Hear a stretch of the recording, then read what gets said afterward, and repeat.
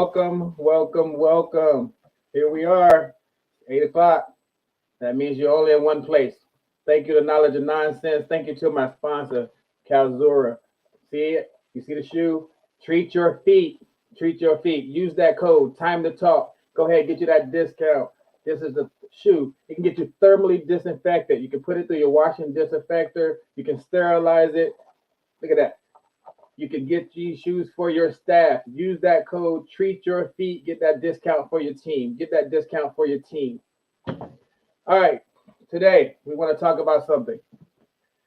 We want to talk about staff. We want to talk about staffing. I know everybody's dealing with shortages, but when we're talking about shortages, we're talking about staffing shortages. We're talking about what is a job versus what is a career when we're talking about these staffing shortages. I read this, according to this new Pew Research survey that was done, it says that the majority of workers who quit their job in 2021 cited that low pay, no opportunities for advancement, and they were feeling disrespected as some of the reasons that they quit. So I want to talk about some of that. What is a job? It says that a job is something that you're doing just for the pay, just for the money. A career. A career is something that is long term, something that you build towards and you work at approving, and something that you work at every single day. So you have your job versus your career. Now, I'm not saying that the people that you have in your departments are wrong in either sense of the word. So they could be in there doing just their job and doing it well, and that is perfectly okay. But we have those people in there that making this their career as well. But when we're talking shortages and bringing people in and those transitional trans points where you're bringing somebody in and then they're leaving, and we're investing time and then that person's just leaving, that's what we're trying to get out of. We're trying to get people in there that want to be in there and stay in there. So we're going to hit on a lot of that today. So I brought along some friends of the family. Miss Tamara Heacock's going to join me, and we're going to bring her in and let her talk about what she's experienced. And we're just going to dive right into some of these different aspects of what is that job? What is that career? What does that look like? And let's talk about the job first. Tammy, how are you? I'm great, Kenneth. How are you? Hey, I'm doing well. I'm doing well. Um, I was on there searching out and thinking about the job aspect of this, and I looked up some things, and I saw that just in general, I was looking around today. I saw that there's over 7,000 sterile processing jobs right now on Indeed. Just if I looked up on Indeed alone, there's over 7,000 sterile processing jobs. What do you make of that?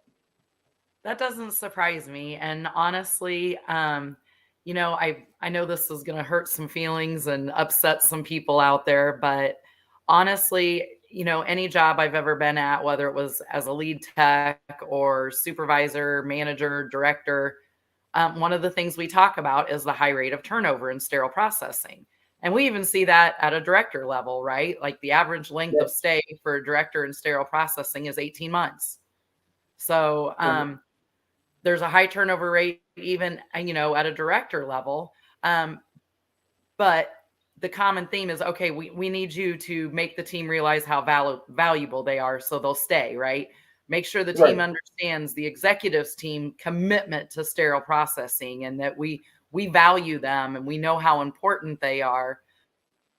And then you hear the frontline team members say, we don't feel valued. We don't feel this. We aren't making enough money. So you and I, and if they're good leaders out there, bust our humps to make sure we develop things like you've done an amazing job with your clinical ladder, right? We give all these tools to the frontline team members. We talk to them every day about conferences we have coming up.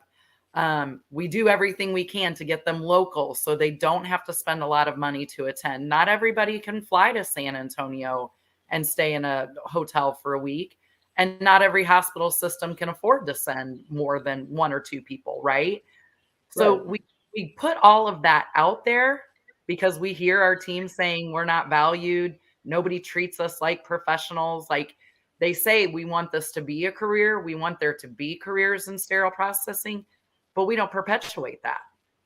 So We now when still you treat come, ourselves like we're in jobs. We don't so go to when, conference on Saturday.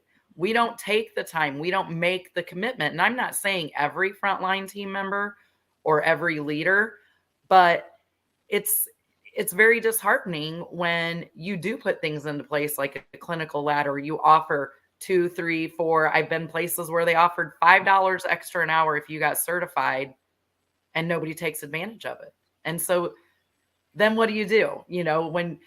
When someone says to you, I want a career in sterile processing, but they've been somewhere 20 years and they're still not certified, they don't want a career. They want a job. They want a paycheck and they want to go home. And, you know, I don't feel like those are the people we want in sterile processing. Like we want people that want sterile processing to be a career. We want professionals. so when you come down to say like, say that person that doesn't want to get certified, or they are in there doing their job. Say they're doing their job and they're doing their job well, but they are griping about the money or whatnot, but they are not, not in tune to getting all the certifications, and they just want to come in and perform in their 8 hours and go home. I model employee outside of that. No write ups, shows the work on time. What do you do for that type of employee? I think you need to, for me, I've been successful in just sitting down and talking to them. Why don't you want to get certified? Is it a fear of failure? Is it, I don't have the $300 to put up front to take the exam? That I had that with my past employer. It was same thing. Brilliant. She was an excellent team member. Dream on ortho tray. I mean, she was just, you could put anything in front of her. You could put her anywhere. She did great. She'd been there 15 years, wasn't certified. Finally, I sat down with her and she was one, I worked really hard. Anytime we did merit increases, I made sure if there was any extra in our pool that she got some, but it was never going to be enough without her being certified. I couldn't Right. have her as a preceptor because our preceptors have to be certified, right? Um, Finally sat down and talked to her and I was like, please, help me understand. If it's you just don't want to do it, fine. I'm backing off. I'm out. But if there's some other circumstance behind this, like I'm not a good test taker. I mean, I very, very high level of test anxiety. So it's very difficult for me to sit down for these exams. So I'm like, if it's something like that, I can help you through that. And it turned out it was something as simple as she didn't have a credit card and she didn't have $200 and she didn't have gas money to get to the testing center. So I just fronted her the money, put it on my card and said, we won't even tell anybody you're taking it. The only people will know. You don't even have to tell me when you're taking it. Just bring me your certificate when you pass it. And she did. And, she's now an assistant manager. So Right. it's really digging in and finding out what are their roadblocks. Maybe it is just test anxiety. Maybe, I don't know, for some reason, sometimes people feel like they're going to stand against the man. We're not taking that test because we don't see any value in it.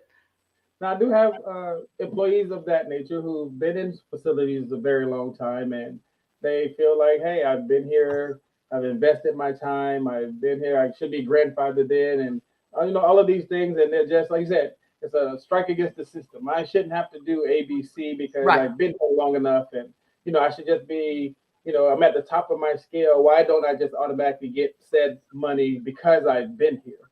Showing loyalty to this facility. So, you know, hi, Casey. Casey said, hey, do we need more careers in SPD? Which we do. We do. So for those people, I think one of the things as a manager, lead, or supervisor, uh, you alluded to knowing your personnel. So if that's one of the barriers and you're just trying to figure out, like you say, having that sit down conversation, having that tough conversation. Hey, what can I do to help you get to that level? So, in your eyes, do you try to convert that job person into a career person? If they're willing. I think a lot of So, times it's honestly, a lot of times, and myself too. I mean, I've been very blessed in my career. I always say, I didn't choose much in my career, right? It kind of chose me. Like I had my right, neurosurgeon that I worked for. She told me I was going to become a surgical technologist. That was never in my dream careers, right? In doing that, I found sterile processing. And then, we all know the history there. Um, but I think for some people, um, they like the frontline tech position and they don't want anything more than that. And they don't want to take it home with them at night. They don't want to be supervisors. They don't want to be leaders. And that's okay. Um, but I also still don't feel like it's okay to not get certified. I mean, I understand. Yeah, you've been there for 25 years. You probably know more than what's on the certification exam. But for me, it's not so much as taking the certification exam and getting certified. It's right. the annual CEUs that are required to keep your certification. That forces you to stay updated. I mean, look at how much differently we sterilize things than we did 25 years ago. True. And if you don't, if you don't keep up with that, and sometimes I feel like even annually is not enough because things change for us so often. So it's getting certified gives you that accountability tool to stay up to date with best practices. I would say that would have been my point of view is the changing, ever changing landscape of sterile processing. That I get it. You've been there 25 years, but what about the new standards? What about the Right. new certifications? What about the new updates of like say just recently the ST91? What about that kind of stuff? That when things change, and then when we introduce a change, then I get I've been here 25 years. We've never done it that way. Then I get that type of stuff. So I But get the Kenneth, that's the way we've always done it. And we well, never had that surgical the most site dangerous, infections. the most dangerous phrase in sterile processing. So I get that part of it. So now we get Amen. into like say that we get the jobs. By definition, jobs equal your short-term goals. Correct. So how do we go from your job being a short-term goal that turns into 25 years to your career, which should be your long-term goals, but you're still there 25 years later in your job? Right. So if you're trying to convert that person and they're still, and then I get it, test anxiety is a real thing. So if you're just having a problem with test anxiety and they just can't get past taking the test, again, I go back to they're very good at their job. So let me backtrack. Say there's no mandatory certifications in your facility or in your area. Do we let it slide then at that point because there's no mandatory certifications? And then having a job is okay? I mean, in my humble opinion, no. No, I don't. I still don't feel it's okay because again, no disrespect to those that have been out there for 25 years. I mean, that's myself, right? Um, but I feel like if that is your attitude, I've been there for 25 years. I don't need to be certified. I'm not saying being certified makes you any more knowledgeable than an uncertified technician, but if test anxiety is, let's just focus on that. If that is why you don't want to get certified, if that's what you're using as, I mean, I'm just going to say it as your excuse on why you don't want to take the exam, because that's what it is. Let's be honest. Um, you know, there's tools out there for test anxiety. When I sit down for an exam, I have to take a really low dose of Xanax for a week before my exam's coming up, just so I can get in that space where I can sit and concentrate and take that test. So again, that's on the tech to come to you as a leader and say, hey, this is why. And that's a tough conversation, but that's where being an excellent leader comes into play. Your team should feel comfortable enough with you to sit down and say, I mean, this happened to me years ago at the very beginning of my career. Again, great technician, never missed work, never called off, high producer, very knowledgeable. I mean, she knew more about the department than I did. She couldn't read. Now, how she got through and was able to do count sheets, I think she just had them memorized. Or maybe she could read a little bit, but she wasn't comfortable taking the exam. So finally convinced her. I was like, look, let's just try it. Doesn't matter whether you pass it or not. They had someone read the exam to her. She passed it with flying colors. So I think it's working with them and making them see the value and knowing, it's great today. Now we have CRCST, right? We have CER, we have CHL, we have CIS. We have all these different avenues now to make it a career. Maybe you don't like assembling sets like me. Stick me in decon all day. I'm a happy camper. But if you put me in prep pack, I'm like, I'm this girl, right? I'm like, ugh. I'll still do it because I have to. But you have those folks out there that are, system instrument specialists. We didn't have those 5 years ago. Right. One of our listeners from Facebook says, hey, it's my life's mission. I feel the same way. This is what I was here to do. This is what I've always done. So I get it. So when we come right back from commercial, we're going to get right back into it. We got one more that I was going to read there, but it went away real quick. So we'll get back to some of the comments. And, one more comment, then we'll go to commercial. Ms. Rebecca Clark says, having confidence in your job definitely helps when you're coming to take the test. So yeah, having confidence in your job definitely helps when you're going to take the test. So knowing your job will help you also when you're going to take the test. Like I said, having that test anxiety does go away when you know your job. So some different key points to have in mind when you're going to take the test. So, all right after this commercial, we'll be right back with me and Tammy, and we're going to get right back into it.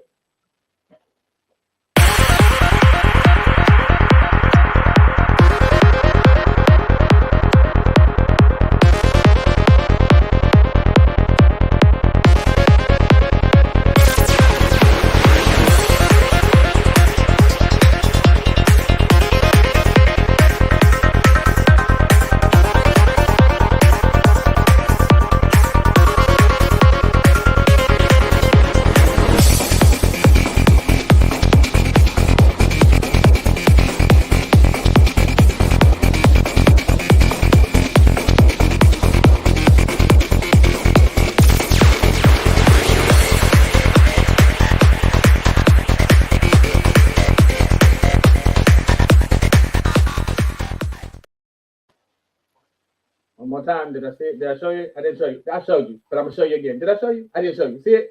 You showed the pink ones. Laura, this is hey. Make sure you treat your feet. Use that code Time to Talk. Make sure you go in there, check them out. Time to Talk. Get your discount off of those. Again, we're talking about job versus career. Job versus career. We're talking about people that aren't certified. Some of the reasons why they don't get certified. Why we're looking at this is just a job. Just coming right in and I want to just come in and do my 8 hours. I just want to come in and going home. I don't want to get certified. I don't want more responsibility. Is that an excuse? Like you said, I just want to come in and I don't want to be a supervisor. I don't want to be a lead. Is that acceptable? Is that okay? Yeah. I don't want to move up a ladder. You know what? I don't have to do this. I can go to McDonald's and make more money. I can go to the Target, the Walmart. They make more money than this. Those are some of the things we hear. So what do we say to those people? And I realize I'm being a little bit fantasy world here, but, are those the people we want in our profession, right? Like, if you're in it just to collect a paycheck and you're in this and it's just because it's your job, if you're not like Matthew, if this isn't your life's mission, are those the type of people that we want to retain in our sterile processing profession? Are those the type of people that we want to try to build these clinical ladders for, career ladders? Or are those the kind of people we're like, you know what? That's great. I love that you want to be a technician. You don't want to get certified, but maybe you should look at McDonald's. I mean, I wouldn't try it today, but there's been times in the past where I've had McDonald's applications on my desk when I've called people in for coaching opportunities. And I've been like, maybe this is a better fit for you, because this is a career, and it is too important to be treated like a job. And in all honesty, I don't want people working with me that are just like, hey, you know what? I'm just here for my straight 8. I'm out the door, and I don't want to think about this place when I go home. And whether you're a frontline technician or a director or a manager or a supervisor, you should be thinking about this when you get home. This should be passion for you. This should be a career for you. And I mean, I understood it 15, 20 years ago, Kenneth, because 15, 20 years ago, we didn't treat sterile processing technicians like we did our OR partners, right? Those educational opportunities were not out there. You had to drive for hours and hours and hours to go to a chapter meeting or go to a conference. Or, I mean, we didn't have things online. We didn't have time to talk. We didn't have all these tools at our disposal like our OR partners did. So that's where we got ourselves into treating this as a job, right? So we kind of perpetuated that, right? Like, and Stephanie said, it's okay to just have a job. It sure is. It sure is. I don't, not everybody has to climb that corporate ladder and become rock star leaders and instrument specialists. But that's what I was saying. So, like in her case, she said, I wasn't certified. I still did a good job and was recognized for the work she did. So that's where, if you have those employees in your department and they still come in, do their job, do a great job, is it still okay that they're not certified as long as they're coming in doing what they're supposed to do, versus if they don't want to make it a career, they still have choices and want to go other places. Like you said, it wasn't my passion, so I didn't get certified. I didn't get certified, but I still made a place for me and myself at SPD. So it's not her passion, but she still made it her own little place for herself in SPD. So it's like a double-edged sword. Do you not like those people that come in every day, do a great job, find their space in SPD, but it's just not their life's work? Well, and I mean, you have to, because you are going to have folks like that there. But again, I want to know why. Why isn't it, I'm assuming Stephanie's still in sterile processing. Why are you still there if it's not your passion? Right? Like, there's something keeping you there. It's certainly not the pay, especially not if you're not certified, right? We know we're not all making millions out here in sterile processing world. Right. So my thing is about, when I speak of the jobs, I don't want it to be like one of those transitional jobs. So what I've seen is what people will do is they'll come in, they'll get in the door, and that's how most people get in some of the facilities. They'll take a job like sterile processing just to get in the door. You get in the door, and then you do some training, you get in, you stay just long enough that you can transfer out into another part of the hospital, and then you have that revolving door in SPD. Right. We'll get people in, get people out, get people in, get people out. And that's where it becomes just that transitional job to get you in the hospital. That's where I don't like it being just a job, because then it's just a gateway to other things for other people in the facility. That's where we got to get out of that. Because that's where we have wasted manpower. Doing what you're doing, Kenneth, I think that's what's making the big difference in that. Because you're right. Before, we had two options. You were a certified tech or you're an uncertified tech, right? That was it. Or you were a supervisor or you were a manager. There were no other options out there for sterile processing. And look at all the opportunities we have today. We have instrument specialists. We have educators. We have OR SPD coordinators. We have supervisors. We have Tech 1, Tech 2, Tech 3. So, I think, like I said in the beginning, it was okay to have a job in sterile processing. But I think now, there's a reason you're still in sterile processing if you've been in it for 5 years. And you're exactly right. We need to make people want to stay with us. And the reason you do that, or how you do that, is building programs like yours, Kenneth, and like we have here and at my new employers. Give different options for people to go. Not everybody wants to go into leadership. Not everybody enjoys adult babysitting. It's not fun. And people want their weekends with their kids, and that's okay. You can have a career and still have your downtime. But I think I like this quote right here. It says, "A career requires buy-in. A job requires clock in. lock in. It depends on the purpose that it's serving." And I think that's exactly correct. In order Yes. to have a career in this field, it requires that buy-in because it's gonna take, like you said, driving hours sometime to go to a chapter meeting, going to conferences, taking multiple certifications, improving. As we get when we get to the career portion, it'll be like, what are you doing to make yourself growth? What are you doing to enhance your skills in sterile processing? Whereas, I mean, no slight to Stephanie, but just you come in and you clocking in. Yes, you're doing your job, but you're here. Now, I know that some facilities, and mine included, have included a clause now in their job descriptions that says you have a time frame that you have to be certified by, Yep. or you can't be in sterile processing. Is that a way that now we see who wants to be there? And I don't know how many facilities do that, but I know a lot of people are doing that now. So we do that now to say, is that now the new? If you don't do it by this date, we know now that you didn't want to be here. Right. So that's And kind of the buy-in, kind of sort of. It's not transitional because now you have to put in some kind of work. and I think too, I love that. And I say, 18 months within hire. Again, what do you do with the folks that have been there for 25 years? Don't want to get certified for whatever reason. I don't think you just grandfather them in. Again, I feel like make that investment in yourself, or at least have a conversation with your leader and explain to them why. If that's the hill you want to die on, then I don't understand it myself, but you know, it's it's interesting to me why someone would want to stay. Like I said, why would you want to stay in sterile processing if you don't want to get certified? So I have absolutely no issue with, let's say 18 months or 24 months within hire, you get certified, and then you can become a tech 2. And then from there, you're a tech 3. You can be a preceptor. But it's up to us, Kenneth, as directors and leaders, to make sure our executive teams are going to recognize that career path as well, just like they would do for our operating room partners, right? So it Right. can't just be $1 an hour more to get certified. And it should be $1 an hour or $1.50 or $2 an hour more for each certification. So you don't stop at CRCST, you get your CHL.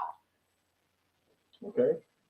So So it creates buy-in that way. It gets people engaged. It gets them motivated because, you know, you're how much time are you going to spend to continue your certification for $1 more an hour when you're making 15.50? Is it worth it to you financially? And does your hospital pay for it? Does your hospital pay for continuing education for your sterile processing technicians? My current employer does not. So if you're going from a career ladder standpoint, then you're getting those jumps, you're getting those test takes back, you're getting those fees for taking the test back, you're getting all of that reimbursed. Now the CEU part, because we do that as our own, that's a different, kind of, different kind of, reimbursement. So that's a little bit different. Um, so I went to school for sterile processing and got certified.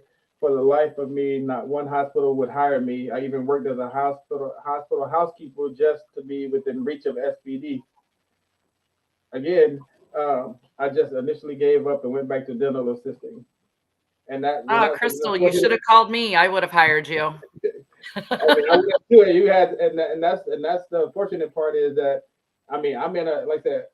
I mean, I'm in a position where we don't have a school around me, so I don't have the Right. luxury of having people that have went to school. We have the people that are transferring from other departments, and we're training them on the job, which is why I say it can be one of those transitional things because we get people in that we are investing time in. As like I said, one of my people are alluded to is we invest our time into them, get them trained, and get them on the job training to see like, hey, are they going to stay? Are they going to go? Is this for them? Is this not for them? And we give them that initial time the same way. You have that time where you say, okay, you have just 2 years.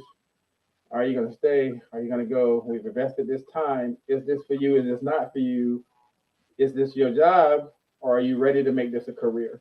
That's where we are trying to, get into that type of conversation.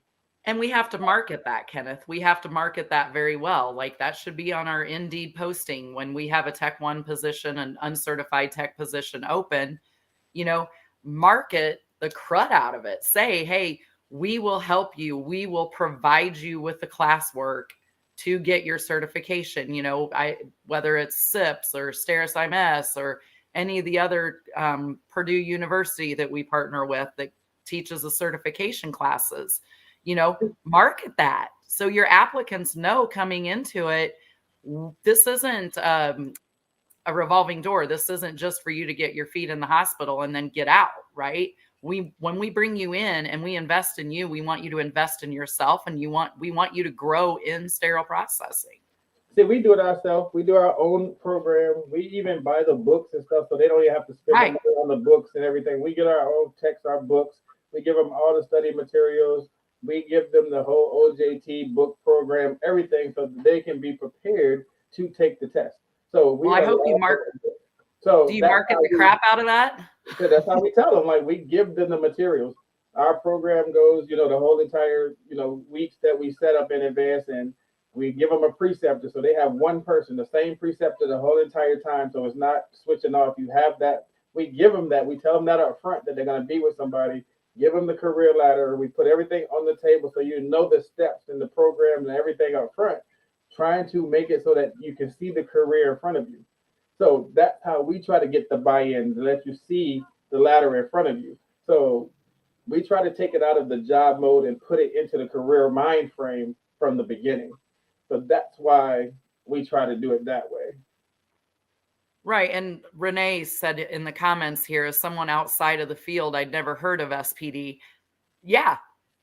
I've even had people interview that are like, okay, I saw this job posting for sterile processing, but I really don't know anything about it. I Googled it and this is what I learned about it. So yeah, how do we get people in the door as career technicians in sterile processing when the general public really doesn't know what sterile processing is? So I feel like that's part of building the career, right? Like surgical technologist, when they first got certified, that wasn't viewed as a career either. That was a job, right? The only career you had in the operating room was if you were an RN.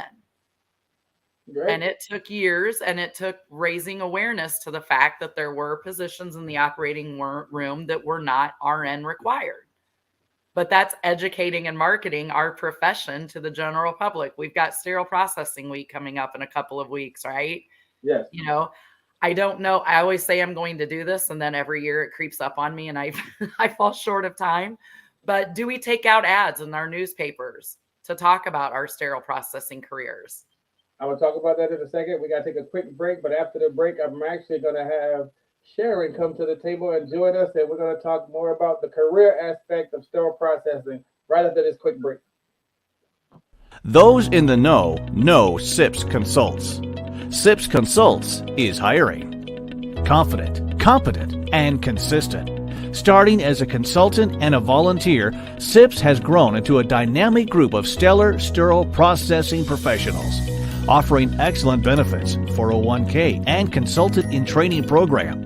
We are hiring certified technicians, leads, supervisors, interim managers, educators, coordinators. Apply at recruiting@sipsconsults.com or dial 1-866-615-7977.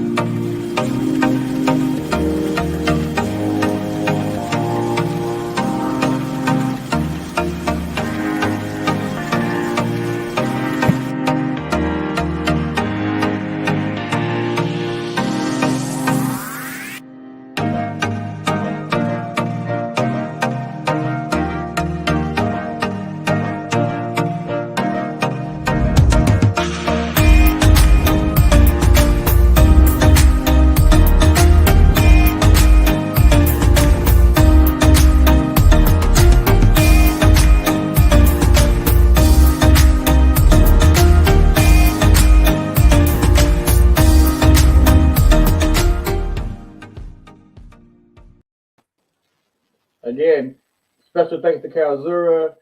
If you go check the IFU on one source, only shoe that can be thermally disinfected and it can be sterilized. Go check one source. The IFU is on one source, calzura.com. Use the code time to talk. Get that discount today. Welcome, Sharon. Welcome back, Tammy. Here we are. We're talking about job versus career. Sharon, I know you've heard what was going on. I know you want to add to it. I see you over there. You're ready. You're ready. What can you add to what we've heard so far? We can't hear you, Sharon. You're muted, Sharon. It really depends on what someone actually wants. As you all were talking, you could hear like there are people who go to work, and I don't want, they're upwardly mobile, and they might be upwardly mobile in that field. So they want to, okay, hey, I started this new job, and they're excited. And so that excitement sometimes carried to like, hey, after this long, I can get this promotion, or there's this opening here. You know, when people go in the military, they have the same thing. I'm gonna be an E2. Okay, now I'm an E3, E6. Or no, I'm an officer. You know, and they go up. But sometimes when you have a job, you may not even think of your job as a career because you just going to work, and the whole purpose of your work is to take care of something away from your work. You know what I mean? If the only reason I'm coming to work is to take care of something away from my work, that is a job. That is, I'm clocking in. I'm going to give you this 8 hours. Ask me for no more, no less. Now, over time, we may develop a relationship. So I want to help out Kenneth, or I want to help out, you know, Tammy, but it's not because I want to help out this career, this industry. Many of the people, yourself, Tammy, Sharon Green Golden, some of the real advocates for our industry and industry voices, you will often hear them say this statement. In my experience, this is a defining statement. I work for the patient. I am about patient care, about patient safety. And when that is their driver, their attitude and their actions reflect that.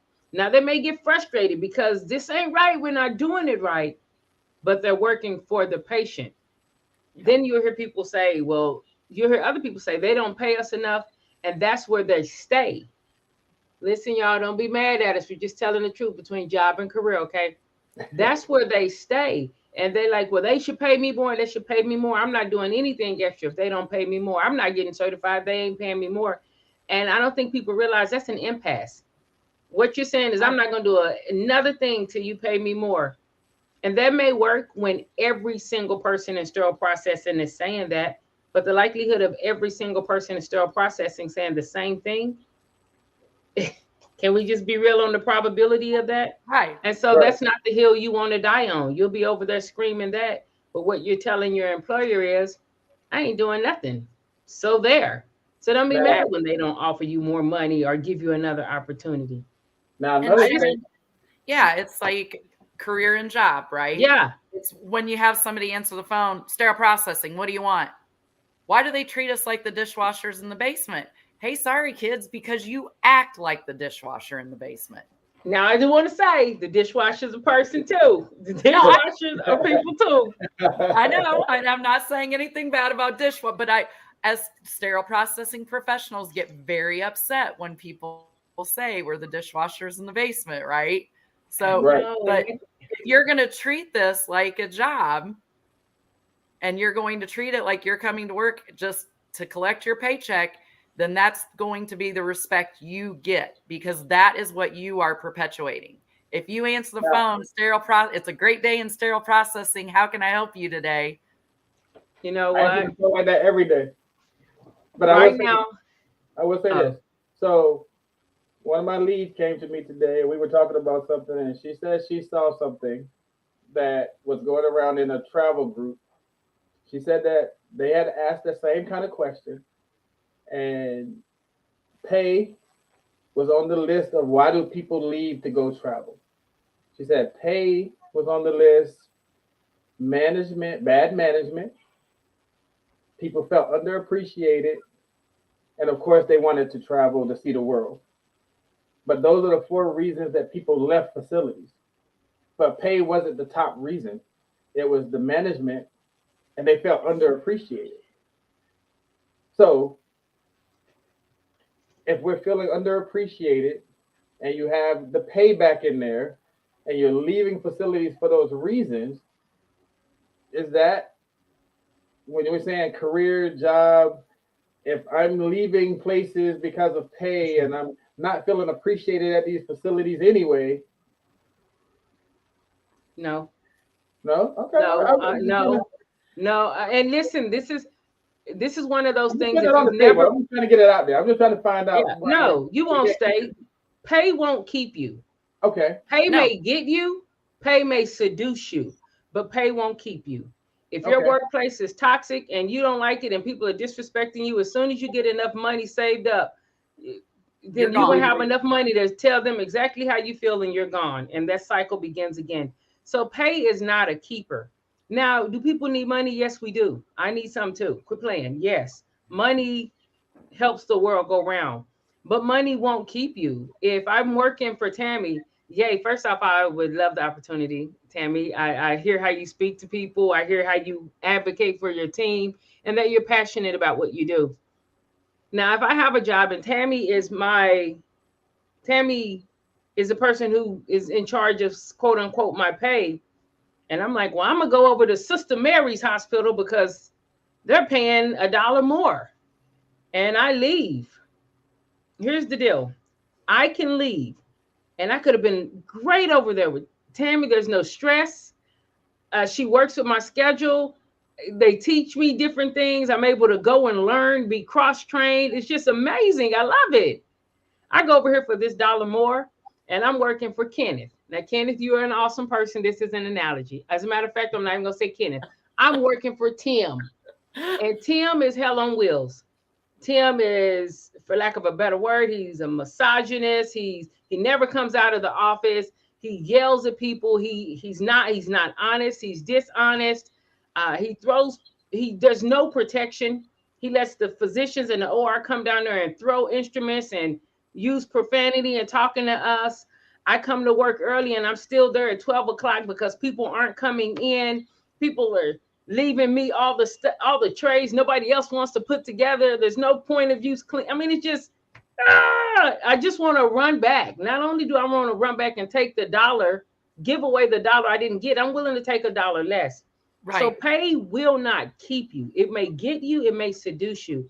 And if I do feel like people who are in it for money, this isn't the sexy opinion, but people who are like, let me go travel so I can get this money up, I actually feel like go ahead and get your money up, because they're going to go and they're going to provide a service to that facility or that department. They typically will be paid a premium, a little more. There's no guarantee that you're going to make double what someone's making, but it's a little more.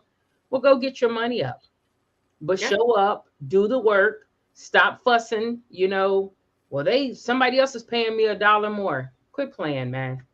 Quit playing. Stack your cheese and move on to the next place. When that place becomes too much for you, then go to the next. So I feel like and then I'm going to shut up and let you guys go. I feel like a traveler career is not the same as a permanent placement, as a local career. A traveler career knows that they're going to travel and only be somewhere for 13, 26, 52, 104 weeks. Right. Someone who is a permanent placement and they're saying, hey, this is where I'm going to be. This is where my children are going to go to school. This is where I'm going to go to Sunday school. I'm going to be invested in this community as well. Their career will have different rewards. So now that we've gotten there and we did the transition, let's go to career. But Mr. Sean says job versus career is merely a state of mind and how you look at the position.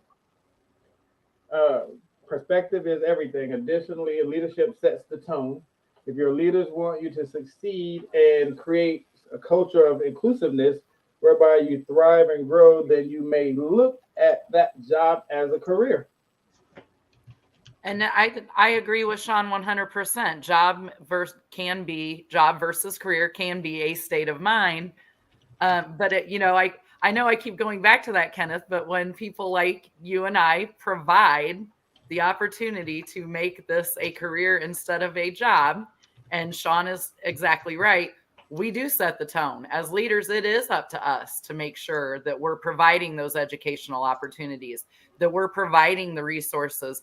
But how many of us out there, Kenneth, do you think are really doing it? Like, I mean, how many of us leaders are Tammy and Kenneth, and how many are Tim's? Right? So that gets into, And then that what goes do you into do the- with, like you said, what do you do with the team members that we have provided all those opportunities for them, and they're still like, hey, yeah, you know what? I'm good. I don't need that extra $1.50 an hour. What else? Is But that, that you know, but do we that gives manage us- up or manage out, or what do we do there? But that gives us the Stephanies, though. That gives Right. us the person that goes in every day, gives it her 100%. Hey, it's not my passion, but I go in, I show up, and I provide for that patient, and I get recognized, you know, unequivocally that I have done a great job every time. That Right. gives And us that she's, person as well. So it says right here, I didn't get certified, but and I'm her the go-to manager- in the department. and her manager probably has set her in a position that, hey, I feel like I come in here and my career is where I'm at, even though this is not the career I've seen for myself. This is my career while I'm here. So I get what Sean is saying, and I get what Stephanie's saying. That this is not my passion, but this is what I do. So I get it. So now that goes back to like what we were saying, a career ladder. What does that look like for multiple facilities around the country? What does that look like? It's going to vary from facility to facility. We know that. But what does a basic career ladder look like? I'll tell you what mine looks like. I started mine off at a level 1, 2, 3, and 4. Basic, very basic. A level 1 is an uncertified person. Level 2 is certified. Level 3 means that they have multiple certifications. And a level 4 would be my senior techs. Yes. Very basic in between. Now, there's certain criteria that goes with those different steps, meaning there's other things that go with other than just getting certified. You have to maintain certain things that along the way. But if you go just from, hey, I hired you as a level 1 uncertified, within that 2 years you get certified, you can move to level 2. You don't have to take 2 years, but once you get certified, you can move to level 2. Very simple. Now with that does come more responsibility, and hey, you get a good evaluation, get a new certification such as your CER, CIS, you can move up to level 3. Now that means now you can be a preceptor. So Kenneth, different. do you get a pay bump with each one of those certifications? Yes, that's why I say now you're leaving money on the table, because the longer you wait, you don't get certified. The next certifications, all that money's just sitting there. So that combats when people say we want more money, we need more money.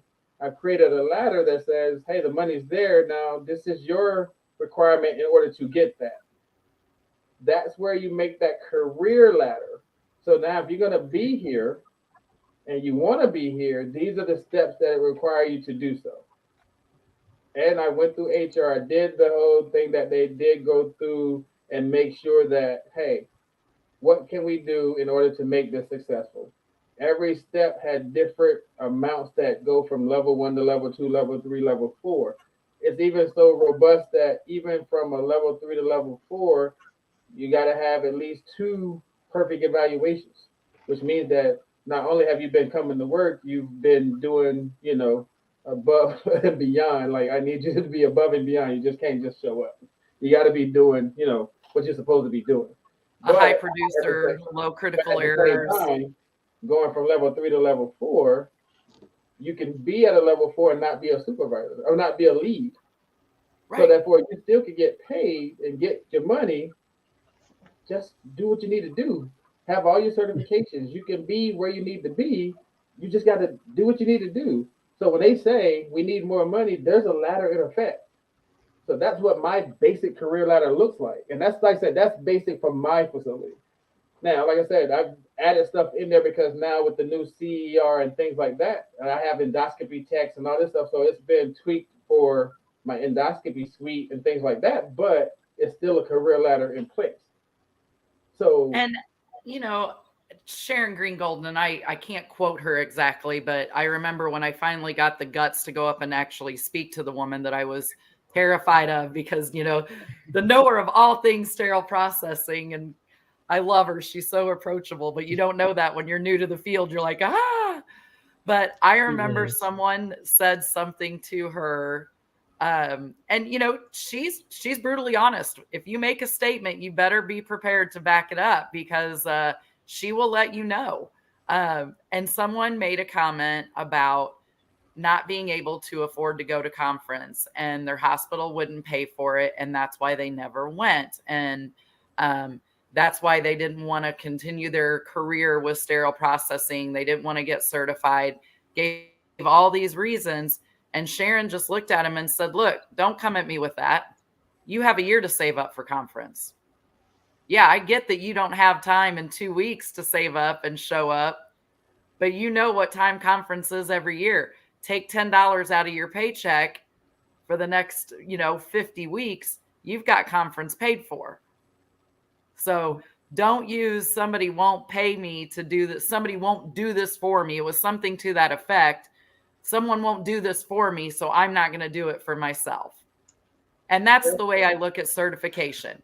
You need to want to do that for yourself. And more importantly, do that for your patients. It is not just a piece of paper. Listen, what's heartbreaking to me?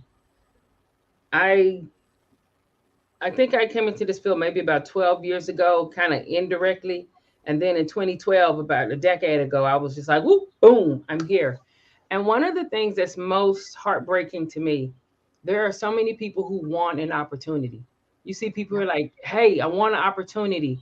The young lady here, Crystal, I believe is her name, she was saying how she went to school and she wanted to do these things. And you see people doing it. They want to get in. They want these opportunities, and they're appreciative of the opportunities.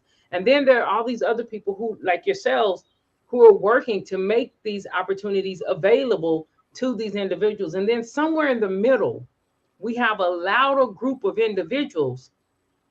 They're a minority, but they're louder, and their complaints begin to spill over onto everything.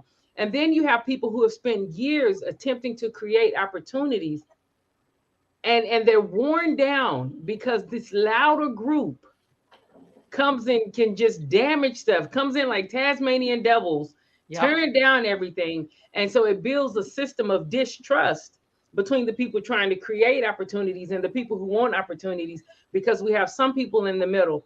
And like Stephanie was saying, it's okay to just have a job, but I've never really heard Stephanie like roar and tear down other people's opportunities. I believe Stephanie, I've met this lady, and Stephanie actually has a business too on the side. So, she still is a business owner, but that's just heartbreaking to me, because I've seen people like yourselves, and I've seen people get tired, just like, man, I worked hard and here it is. And now no one takes me up on it. Everyone complained and said, this is what's needed. This is what isn't fair.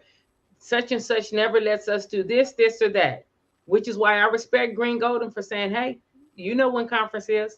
Right. And even if it's not the huge conference, there's a local conference, and local chapter meetings are there. And that's just heartbreaking to me. That's what I was about to segue into, is that when you talk about growing in the careers, you got, the chapter meetings, there's board meetings, there's actually boards that people can sit on. Like, as far as like when you go to HSPA and they're looking for subject matter experts, they're looking for people to sit on some of the AMI boards, and just to be a part of the community itself, to grow yourself. If you want to be a part of, make this your career, there's always things that we're looking for in the community of sterile processing that can help you grow. And I say that because I'm one of the subject matter experts, and we are looking for people. Yes, we are. Yes, we are. To help us do some of these things. So that's what I'm saying. But Sharon, I loved what you said about the toxic people, the Tasmanian devils that come in, and that is heartbreaking, because when we interview people that are brand new to sterile processing, that's part of our interview. That's part of what I do. Like, okay, we're bringing you in as the sterile processing tech 1. After you've been here for 6 months, you can sit for the exam, and then you're a tech 2, and then you can go on to a tech 3. And then we have supervisors, we have ORSPD coordinators, we have educators, we have instrument specialists, we have data and quality improvement specialists. We have all these things available to you. And then I'm out on the floor. This is an absolute rock star lady. She's probably my age. She's worked in a factory her whole life, took a drastic pay cut to come to sterile processing, working third shift.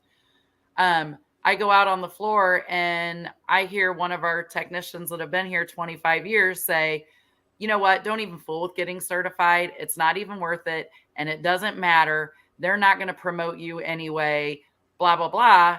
And so I injected myself into the conversation. I kind of went back and forth like, all right, Tammy, slow your roll, because you're about to go in there and,